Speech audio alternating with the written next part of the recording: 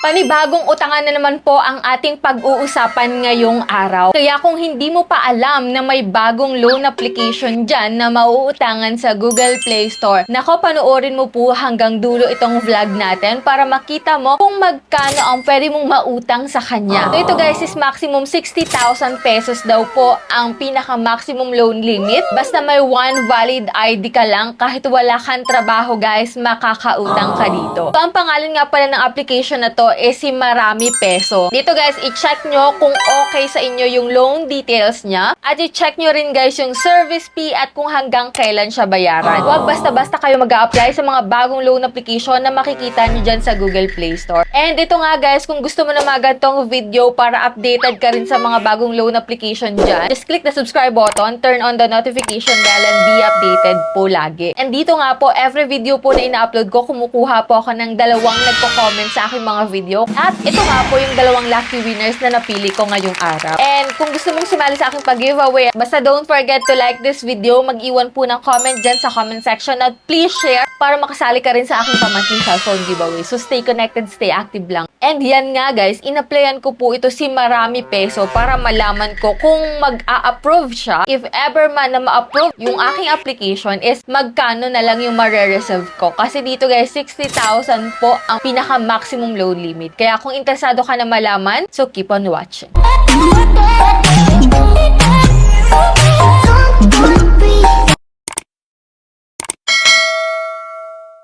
Before tayo mag-start, linawin ko lang na hindi po ako agent at promoter nitong si Marami Peso at hindi rin po sponsored tong video natin for today. Ito nga po si Marami Peso is nandyan sa Google Play Store. Ganyan yung kanyang logo kung makikita mo. At yan, ipakita ko na po sa inyo yung pag-apply ko sa kanya. So pagka-install mo guys, magiging 50,000 na lang po yung pinaka-maximum loan amount. May loan term daw siya na 121 days at may interest rate na 0.05% per day. Click natin dito guys yung apply now. And dito may privacy statement sila. Click mo lang po dito yung accept. At ito po sa eKYC, ito po yung mga ID na tinatanggap nila. Recommended nila to guys. Pero may other option naman sila dito. And next po is face recognition. Pipicturean mo lang naman po yung mukha mo dito. And then sa identity information, start mo lang pong fill upan lahat ng yan. And dito guys sa work information, no need na ng payslip dito ha. Sa emergency contact naman, maghanda ka po ng 5 contact numbers na dapat alam nila na ilalagay mo sila as contact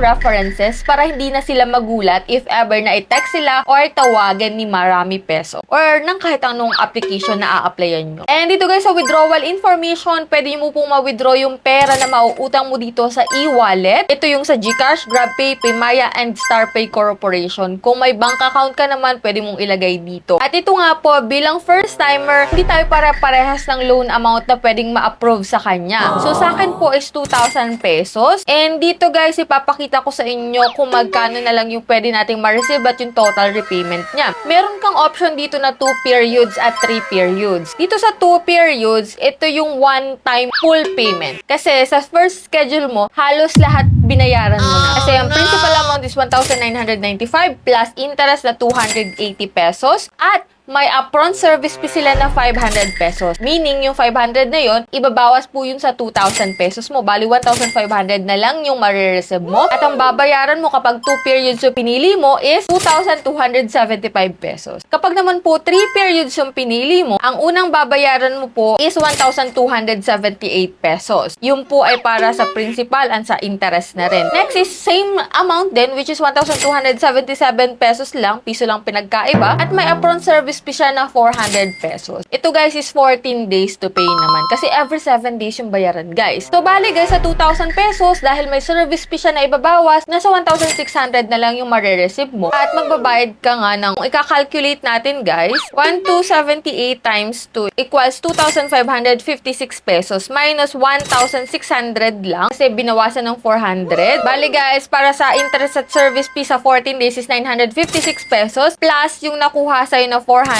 So, pumapatak guys na 1,356 pesos po within 14 days loan period po. Yan po yung para sa interest at service fee. At kung i-check mo naman guys yung isa, which is 2,275 pesos minus 1,500. So, pumapatak po sa 7 days is 775 pesos plus yung 500 na service fees, 1,275 pesos. So, almost same lang din naman pala ng total repayment. Kaya kung ako sa'yo 14 days muna. Kasi medyo magaan-gaan kahit papano. And ito, tinry ko pa rin siyang applyan. Norm film ko, 2 periods lang yung kinuha ko. And yan, pending approval po yung aking application. At kung i-check ko siya dito, guys, tingnan natin kung approve ako or hindi. Nito nga, kung i-check mo dito, no, approval rejected. Hindi po ako na-approve. So, it doesn't mean na hindi ako na-approve kasi hindi ka rin ma-approve if ever na gusto mong mag-try dito. Pero since nga napakita ko sa iyo yung loan details, okay ba sa iyo yung 7 days, yung 2 period, at yung 14 days na 3 period. So, nasa sa inyo na guys ang desisyon kung go kayo dito or hindi. Kasi may service fee siya na ibabawas. 500 para sa 7 days at 400 para sa 14 days.